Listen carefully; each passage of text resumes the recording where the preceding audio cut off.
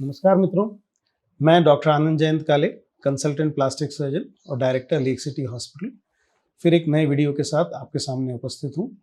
आज हम बात करेंगे प्लास्टिक सर्जरी और कॉस्मेटिक सर्जरी के one of the commonest procedure के बारे में। वो है लाइपोसक्शन या सक्शन असिस्टेड लाइपेक्टमी।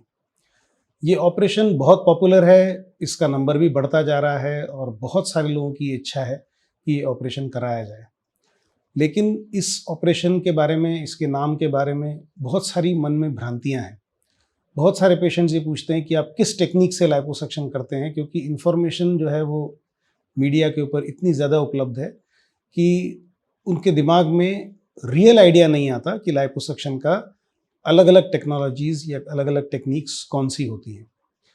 तो आज ये वीडियो इसी को डेडिकेटेड है, लाइपोसक्शन के अलग अलग तरीके। बेसिकली लाइपोसक्शन दो प्रकार से किया जाता है, एक मैनुअल मेथड और दूसरा technology assisted method. Manual method में जो लाइपोसक्शन किया जाता है उसमें सिर्फ एक सक्शन मशीन का इस्तेमाल किया जाता है और दूसरा सर्जन का अपना स्किल होता है, जिसमें वो पतली नलियों के माध्यम से हमारे चमड़ी और मांसपेशियों के बीच के जो फैट लेयर होते हैं उसमें से उस फैट को सक आउट कर लेते हैं या निकाल लेते हैं। ये होता है मैनुअल तरीका, जिसमें हम सिर्फ नेगेटिव प्रेशर के जरिए उस फैट को वहां से निकालते हैं। दूसरा तरीका होता है टेक्नोलॉजी असिस्टेड लाइपोसक्शन। इसमें हम अलग अलग किस्म की टेक्नोलॉजीज को यूज करके उस फैट को या तो ढीला करते हैं या पिघलाते हैं और फिर उस फैट को निकालते हैं। तो इस दूसरी टेक्निक में या टेक्नोलॉजी ड्रिवन जो लाइपोसक्शंस होते हैं उसमें जो पहले नंबर पे आती है वो है पावर असिस्टेड लाइपोसक्शन।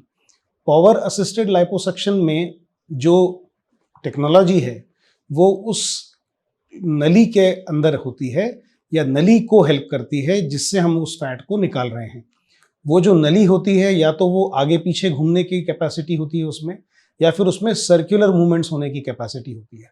इसको हम बोलते हैं पावर असिस्टेड लाइपोसक्शन, जिसमें सारी जो एनर्जी होती है उस नली के अंदर प्रोवाइड कर दी जाती है, जिससे सर्जन का काम आसान हो जाता है। लेकिन फैट को ढीला करने का कैपेसिटी या फैट को पतला करने का कैपेसिटी इस टेक्नोलॉजी में नहीं होती। इसके एडवांटेजेस ये हैं कि सर्जन के लिए काम आसान हो जाता है, समय की बचत होती है, और तीसरा, अगर सर्जन स्किल्ड है तो इंजरी होने का भी डर कम होता है। प्रॉब्लम सिर्फ इतनी है कि इस टेक्निक में फैट को पिघलाने का या फैट को मल्सीफाई करने की कैपेसिटी इस टेक्नोलॉजी में नहीं होती। तो ये सिर्फ सर्जन को हेल्प करने वाली टेक्नोलॉजी है। इसमें पेशेंट को बहुत एडवांटेजेस होने के चांसेस नहीं होते, एक्सेप्ट दैट हमारा सर्जरी का टाइम कम हो जाता है। दूसरी टेक्निक जिसको काफ़ी पॉपुलैरिटी मिली वो है अल्ट्रासाउंड असिस्टेड लाइपोसक्शन। इसकी टेक्नोलॉजी को पेटेंट जिसने किया उस टेक्नोलॉजी का नाम है वेजर। इसको आपने कई बार सुना होगा, और अब बहुत से दूसरे डिवाइसेस भी आ गए हैं। इसमें हम अल्ट्रासोनिक वेव्स का इस्तेमाल करके फैट को लिक्विफाई करते हैं, और साथ में ऐसा ये क्लेम करते हैं कि जो चमड़ी होती है उसके भी अंदर का हिस्सा जो है थोड़ा सा गर्म होके टाइट हो सकता है, लेकिन इसका बेसिक वर्क फैट के ऊपर होता है। इसको हम बोलते हैं अल्ट्रासाउंड असिस्टेड लाइपोसक्शन। इसका एडवांटेज ये होता है कि काफ़ी बड़े हिस्से से हम फैट को निकाल सकते हैं, कम समय में निकाल सकते हैं। लेकिन एक दुष्परिणाम ये हो सकता है कि अल्ट्रासाउंड असिस्टेड लाइपोसक्शन डिवाइसेस से कई बार जो इंजरी फैट को होती है वो फैट के साथ साथ स्किन को भी हो सकती है। तो ऐसी सिचुएशन में स्किन बर्न होने के चांसेस बढ़ जाते हैं। अल्ट्रासाउंड असिस्टेड लाइपोसक्शन का एक एडवांटेज ये होता है कि कम समय में ज़्यादा हिस्से का फैट निकाला जा सकता है। इसलिए ये टेक्नोलॉजी उन पेशेंट्स में काफ़ी पॉपुलर है जिसमें लोग मेगा लाइपोसक्शंस करते हैं, जिसमें कई बार 7 लीटर से ज़्यादा फैट, 8 लीटर से ज़्यादा फैट, 10-10 लीटर, 12-12 लीटर फैट निकालते हैं। लेकिन एक कॉशन होना चाहिए कि जो सेफ लिमिट होती है वो ये होती है कि आपकी वज़न के 10% से ज़्यादा लीटर्स ऑफ फैट नहीं निकलना चाहिए।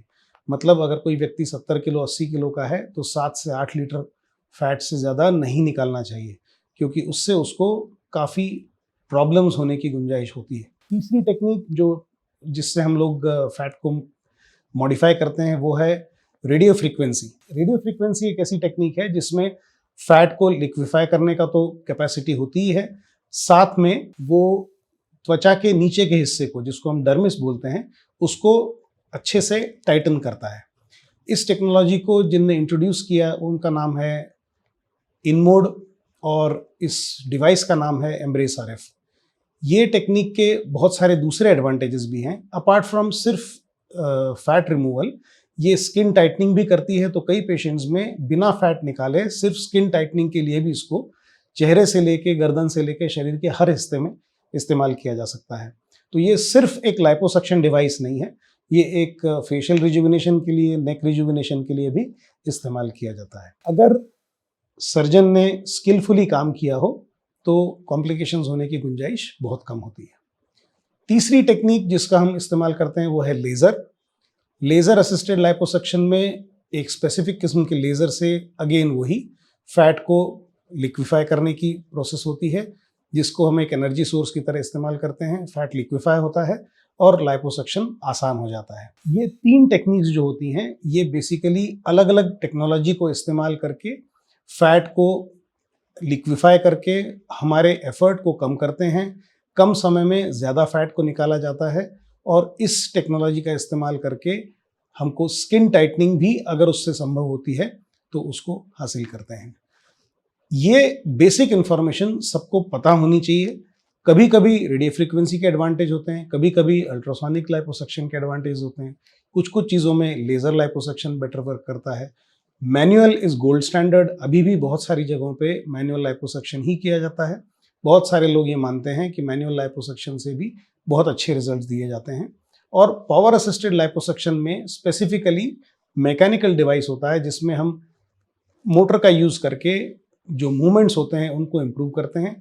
तो बेसिकली सर्जिकल वर्क जो है वो सर्जन का आसान हो जाता है। बाकी इसके अलावा पावर असिस्टेड लाइपोसक्शन में एडेड एडवांटेज पेशेंट के लिए except the time of procedure और कुछ भी नहीं होता है। तो सबके मन में जो सवाल थे अलग अलग तरीकों से जिनसे लाइपोसक्शन किया जाता है उनके मैंने सिंप्लीफाइड जवाब दिए हैं।